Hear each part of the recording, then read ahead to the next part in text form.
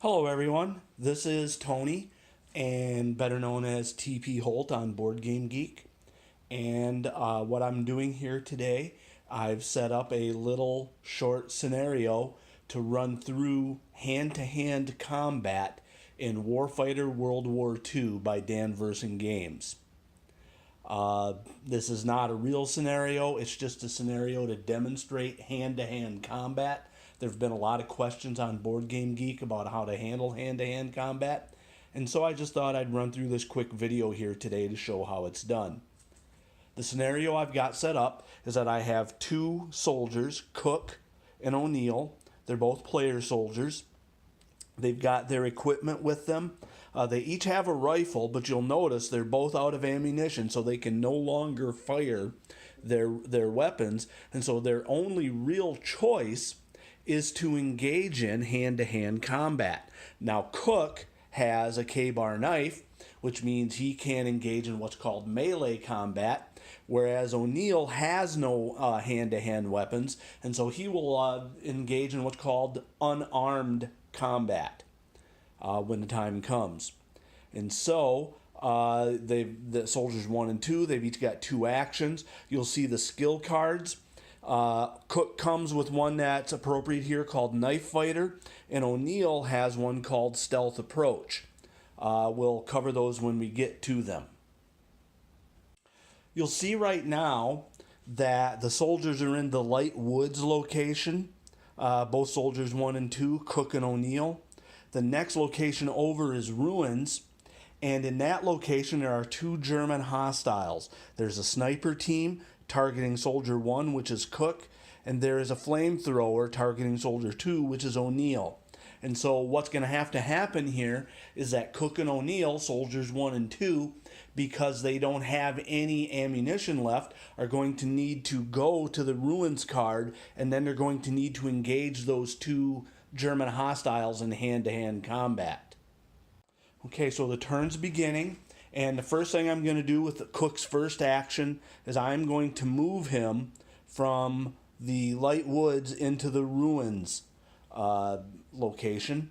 I've off camera discarded the appropriate number of action cards, but Cook is only left with 1 action now this turn. And in this action, he chooses to engage the sniper team, the hostile that's coming after him. But you'll notice here on the Ruins card that for hand-to-hand combat, it costs 2 actions. That's the entrance cost, or the admission cost, if you will, for engaging in hand-to-hand combat. But Cook only has 1 action remaining. What that means is that he cannot engage in a hand-to-hand combat this turn. What he can do, however, is set aside that action for use next turn. And that's what I'm going to do. His second action is being set aside. All right, now O'Neill's turn. O'Neill is going to use his move out card to give him a free move without an action into the Ruins card. He also discards the appropriate number of action cards to get into the location. However, he didn't use an action in his turn, so he still has 2 actions remaining. And what O'Neill is going to do is he's actually going to go ahead and fight the flamethrower in hand-to-hand combat. Now, you'll notice over here his Stealth Approach card, it tells you pay 1 less action to engage in hand-to-hand combat. It probably would have been beneficial, perhaps, maybe if Cook had that, but he didn't. O'Neill had that. So instead of having to pay the 2 actions, O'Neill only has to pay 1. So he pays his 1 action to engage in hand-to-hand combat. Now, that doesn't mean he just gets to attack for free now. All he's done is paid the admission cost, the entrance cost, what it costs to actually start hand-to-hand combat. In order to actually do the hand-to-hand combat, O'Neill still needs to spend 1 action, and he does so. And now we can roll for our hand-to-hand combat attack. Now, the flamethrower has a cover of 2 at range 0, and we'll use the unarmed combat rules. You'll see them listed here on the handy card, and I'm going to choose to have O'Neill engage in a strong hand-to-hand combat, and the reason is the penetration. There is I'm sorry, had it off camera. The penetration. The strong attack, you -4 from your penetration roll. And with a cover of 2, that means O'Neill must roll a 6 on his defeat cover roll in order for his attack to hit. I could roll normal, which would allow me 2 dice. However, that's a -6. The best I can do on my defeat cover die is a 6, so that would leave me with a defeat cover die of 0, and don't even talk about the precise. I could do a precise as well, and it would be even easier to defeat the cover, but his 2 hit is only 10. And so I'm going to choose to do a strong. I roll 1 combat die, I need a 7 or higher to hit, and I subtract 4 from my defeat cover roll. This is again for unarmed combat. What that means is that I need to roll a 6 on my defeat cover die and a 7 on my attack die. So I roll my defeat cover die, and good for me, it comes up 6. So I've defeated the cover. I roll my attack die, and it comes up 6 as well. Now, that's bad. What's happened here is I have defeated the cover in my attack. Remember, it was subtract 4 from the roll, so that's a 2, and the cover at range 0 is 2 for the flamethrower. However, the hit die was 7. I only rolled a 6. What that means is the flamethrower has suffered a suppression, and I'll go ahead and put that suppression counter on there. Not so bad, I guess. The flamethrower is not going to get to attack me this turn. That ends my soldier turn, because all of my actions have been accounted for. Even though I had the 1 action not used for Cook, I'm saving it for the next turn towards his cost of engaging in hand-to-hand combat. Now it's time for the hostiles. I'm going to forego, well actually I don't even need to, because the reinforcement is none for ruin, so I don't need to do a reinforcement draw.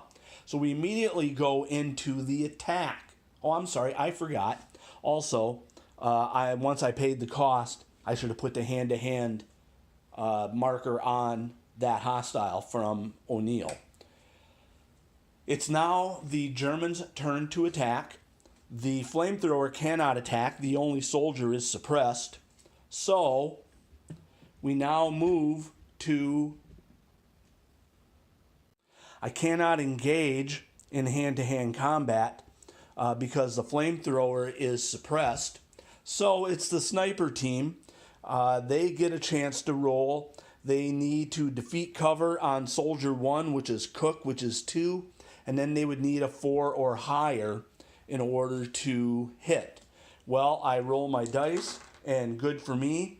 The defeat cover comes up as 1, and the 2 hit die also comes up as 1. So therefore, the sniper team misses in their attack.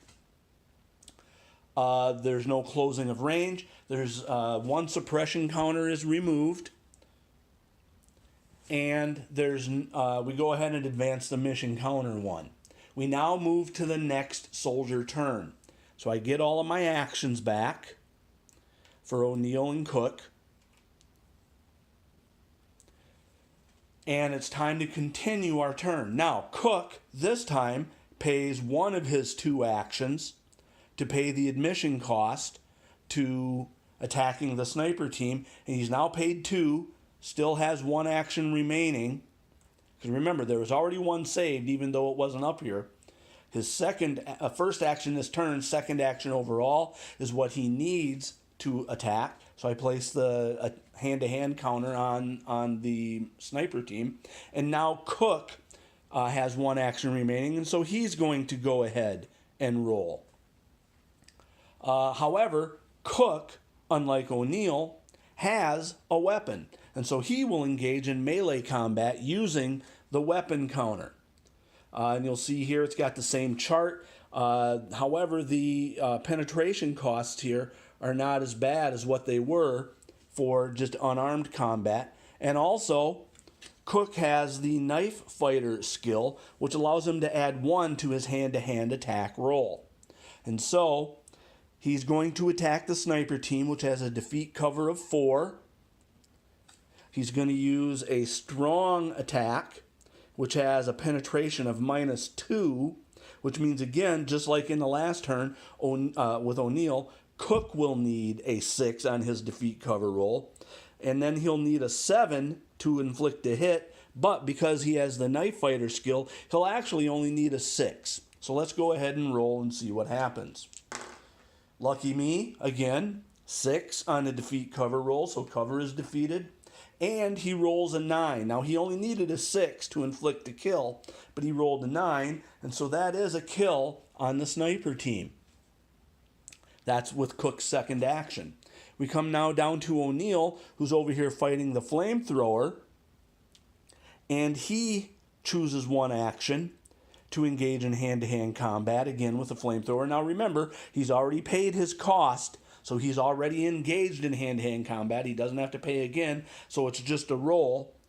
And I also forgot to mention last time, with O'Neill, he does have a hand-to-hand +1 for his attack roll.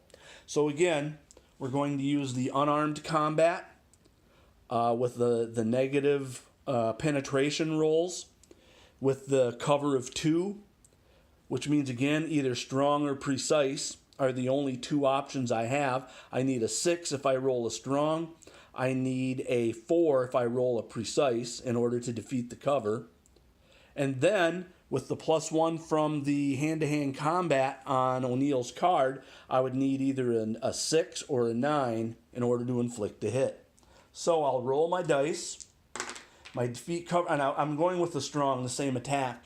My defeat cover is 4. I subtract 4 due to the hand-to-hand combat penalty, and that gives me 0. His cover is 2. He does not beat the cover. However, the attack die was a 6. Now, normally, a 6 is not greater than 7, but because of the +1 in the hand-to-hand combat, that gets modified to a 7, and that is a 7, which would be a hit. Again, though, I didn't hit my defeat cover roll, so that results in another suppression for the flamethrower. He's got 1 more attack to go. He tries again, gets the exact same rolls, and we're again going to do a strong. Well, actually, we're going to do a precise this time. So it's only -2 on the defeat cover. Gives me a better chance. I roll my dice. Eventually it pops up as a 4 on the defeat cover. Okay, subtract 2 from the unarmed combat. Gives me 2. That is what the cover on the flamethrower is.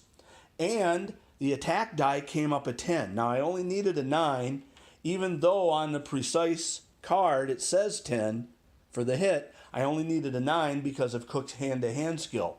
That results in a kill. That results in the flamethrower, and there's only 1, so the flamethrower is down and out of the action. And that's the end of the second soldier turn. Okay? Now, we'll move on to the enemy turn. There's no reinforcement. The attack is rolled. The sniper team needs a defeat cover of 2 on Cook and then a 4 or better. He rolls a 1 on the defeat cover, so he does not defeat the cover, but he rolls an 8 on the to hit die. Now that's good enough for a suppression to go on Cook. That's the end of that turn. We go ahead and move our timer and give 2 more actions back to our soldiers, and we move on to the next turn. Next turn, first action, Cook uses his suppression. Now, he killed one of the sniper teams on the last turn, but because it's still the same hostile card, he does not have to re-engage with the +2 action cost. So he has 1 action to go. And again, the defeat cover is 4 minus what's on the knife that he's using. And we're going to go with the aimed attack, so -1. We roll that. We get a 1. -1 is 0. But we still roll for the attack. We need a 9 or better. But because of the knife fighter, we only need an 8. And we get a 2. So that's no good. Nothing happened to the sniper team on that one. So we move on to the next soldier. And that was his second action. Or second attack. I'm sorry, he gets a second attack. Rerolls. Picks up a 3. Which is, is not enough. And a 6, which again is not enough on the aimed combat. We now move on to O'Neill. Now O'Neill is not already attacking the sniper team, so he needs to pay the cost again, which is 2, but because he has stealth approach, he only has to pay 1 action. So he does, he pays 1 action. He is now also engaged in hand-to-hand combat with the sniper team, and he's got 1 action left, so we're going to go ahead and roll one more time. Remember, he gets a +1 on his hand-to-hand roll. So he needs a defeat cover of 4. He needs a hand-to-hand of 1 of whatever attack we choose.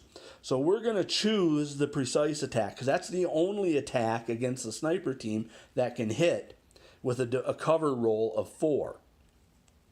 So he needs a cover roll of 6. -2 would give 4, which is enough for the defeat cover. And then he would need a 10. But remember, with the hand-to-hand combat bonus, he actually only needs a 9. We roll. We do indeed get a 6. So we've defeated cover. And we get a 9 on the attack die. Now again, normally, that's not enough. We need a 10. But with O'Neill's hand-to-hand skill, that makes it a 10. That's a second kill. That's the end of the sniper team. And all the hostiles have been taken care of. So, that's just an example of hand-to-hand combat and how it works. You need to pay the cost to engage in hand-to-hand combat. I always call it the cost of admission. It's whatever is listed on here, modified perhaps by skill cards. And there are several skill cards other than Stealth Approach that can do that. Once engaged in hand-to-hand combat with someone, you put the hand-to-hand combat marker on them. Then you still need to use actions in order to actually attack. Once you attack, you either attack with a hand-to-hand or melee weapon, and there are several, or you do unarmed combat. Basically, you're beating them up with your fists. Roll as normal. Use the appropriate values for penetration modification, number of dice, the hits. This, by the way, the ST column is stumble. It's very similar, works exactly the same as out of ammo on a ranged weapon in how it works. You do your combat, you apply your results. If there is still another hostile on the card that you're engaged with, you do not have to repay the cost to engage. You just go ahead and start fighting the next hostile.